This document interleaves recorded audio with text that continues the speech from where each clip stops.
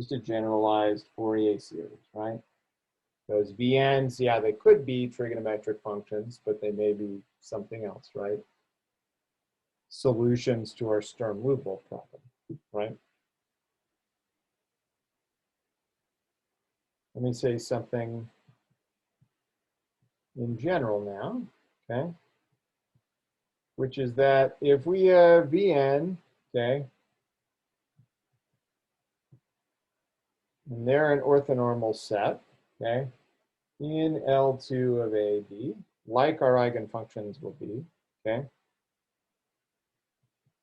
then the following three statements are equivalent. Okay. 1,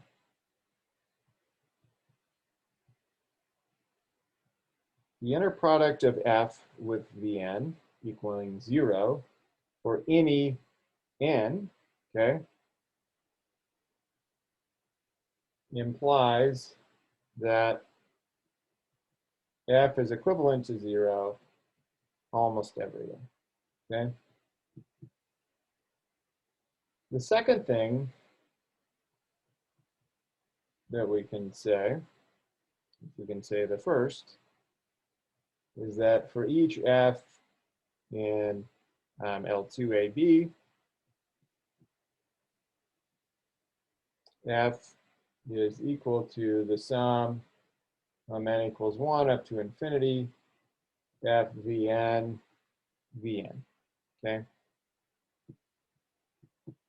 The third thing is that for all F in L2 from A to B, the 2 norm of F is equal to basically the 2 norm of the coefficients, okay? And either of these implies completeness of the set Vn, okay? So great. So what is this saying? Well, it's saying, first of all, that I should expect if I have F, and we can equal to 0 almost everywhere, then that's going to imply that all of its coefficients should be 0, probably not surprising, and vice versa. For any F that lives in the set, right, I can construct a Fourier series, and that Fourier series is L2 norm is just going to be the L2 norm of the coefficients, right? The L2 norm with respect to vectors, but it's going to be an infinite vector. Okay. So let's prove all these things. So first of all, how do we know that 1 implies 2? Well, let's let F be an L2, okay? Then we know that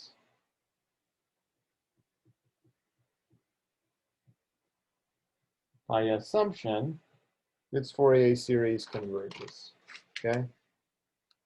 So now we're going to let G equal F minus the sum from n equals 1 up to infinity, inner product of F Vn with V, okay? Then, let me get some space down here. G's inner product with Vm would be F's inner product with Vm minus the sum from n equals 1 up to infinity of F with Vn, Vn with Vm, right? Well, what's this equal to? Due to orthonormality, right, this is only going to be 1 where n equals m and 0 otherwise. So we have F's inner product with m, F's inner product with Vm. So we get 0. So this implies that G is equal to 0 by 1, right? So the fact that this is true, right, for any m means that g is equivalently equal to 0, which means that f is equal to n equals 1 up to infinity f v n, right, which is statement 2. Great. What about statement 2 implying statement 3? Okay. So now let's suppose that we assume that statement 2 is true, right, up here.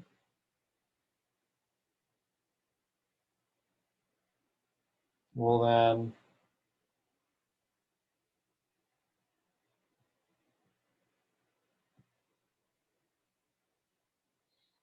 the norm of f squared is going to be equal to the limit as n goes to infinity of the sum from n equals 1 up to this capital N f vn vn, that norm squared.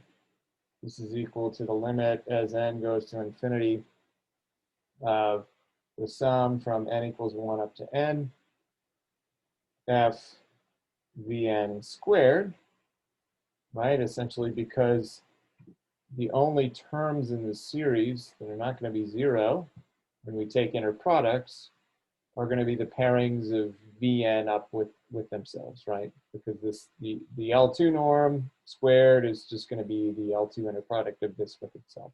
Okay.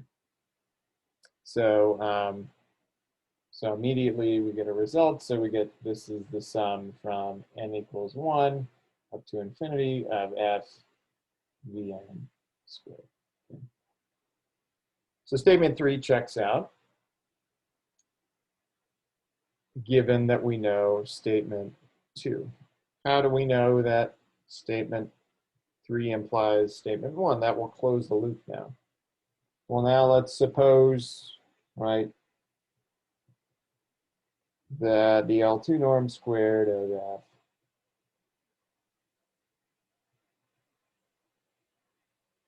is equal to this infinite series.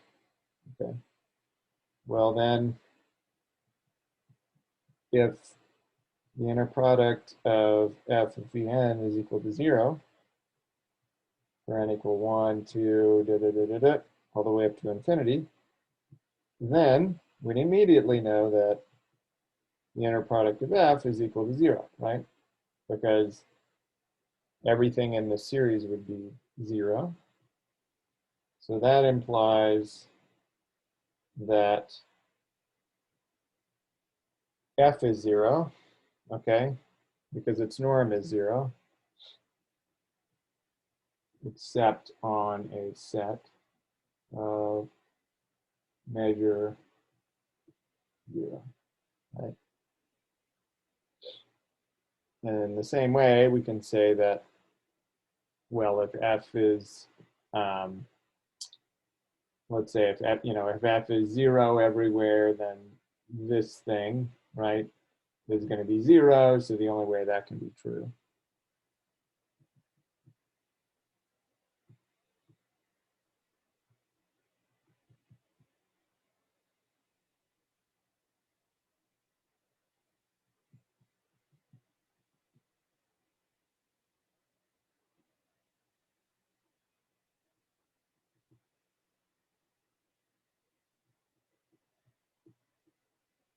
is if all these coefficients are 0.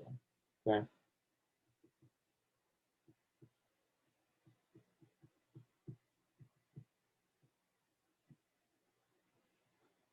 Okay. All right. So those relations are all useful. Okay.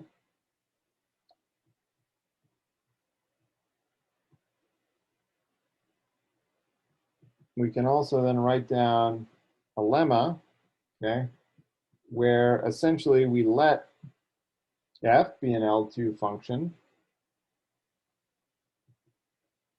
and v is an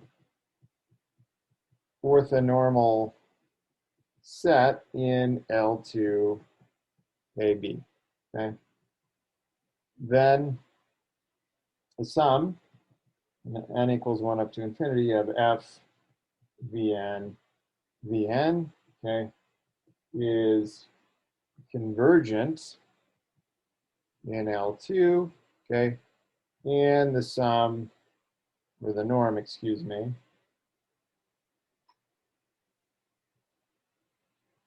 of this Fourier series is bounded from below by the norm of f itself, okay? Now, remember, I'm not saying that V is complete. I'm just saying that it's orthonormal, right? So I might not have a complete set. So this is only going to be like a partial representation of F. And so the intuition is then that, you know, I'm missing some coefficients that I need here. So it could be that the norm of this is less than the norm of F, okay? So that's kind of what we're going to prove now, okay? So let's do that. So by completing the square,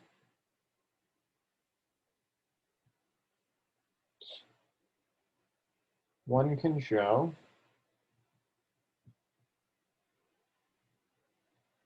that f minus the sum from n equals 1 up to n, Cn Vn,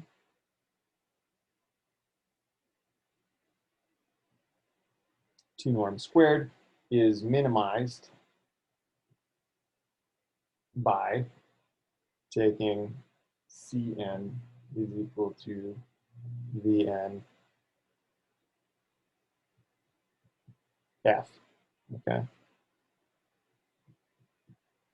And so, move on to the next slide. Then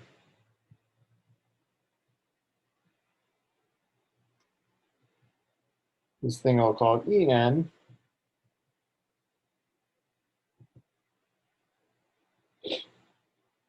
which is the norm of f squared minus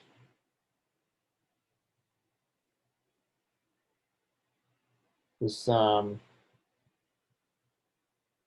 of those coefficients, right, is greater than or equal to 0, okay?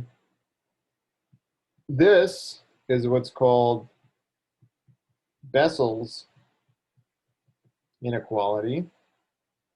Essentially, it says that the sum, the partial sum of f of n is bounded from above by the sum of f, right, for any set of orthogonal functions, right? So this implies that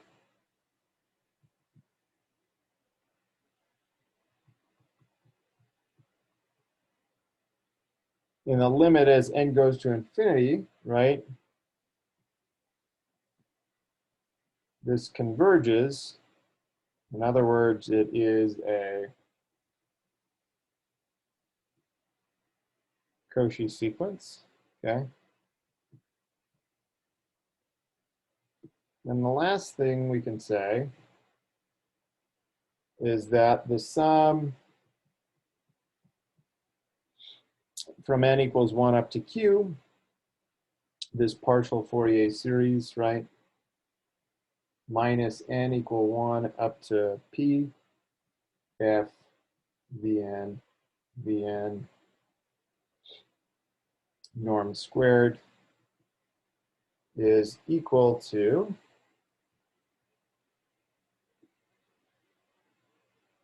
the sum from n equals p up to q, f, vn, vn, 2 norm squared. This is the case where p is less than q, okay? So this is equal to the sum from n equals p up to q of f vn squared, which is going to go to 0, right, as p less than q go to infinity. Because this is a Cauchy sequence, right, as we add on more terms. And so the sum Sn equals n equals 1 up to capital N, f vn vn is a Cauchy sequence in L2AB. Okay.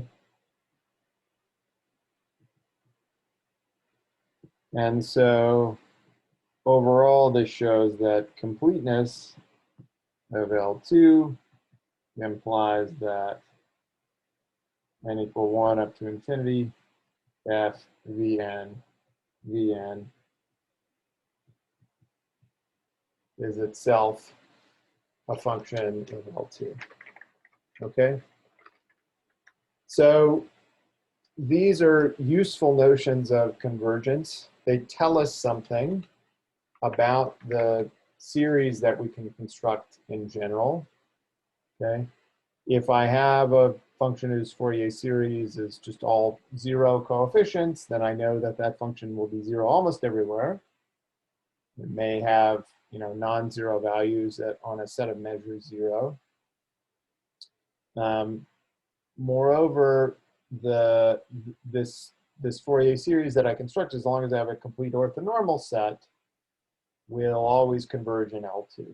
If I don't have a complete set, I still know that my construction using Fourier coefficients from an incomplete orthonormal set is going to have norm less than my function.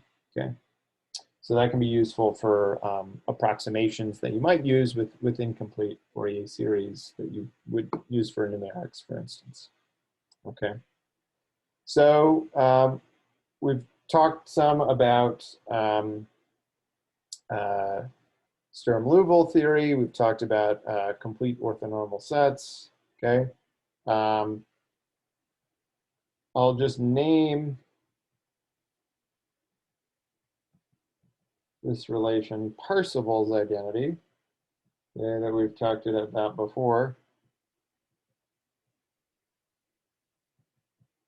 which is that the sum from n equals 1 up to infinity of the Fourier coefficients is equal to the norm of f squared, right? For a complete orthonormal set Vn. Okay. All right. So so this is the general theory, and it works well for L2 functions. Okay. But what happens for truncated Fourier series? Or is there anything peculiar that can happen for functions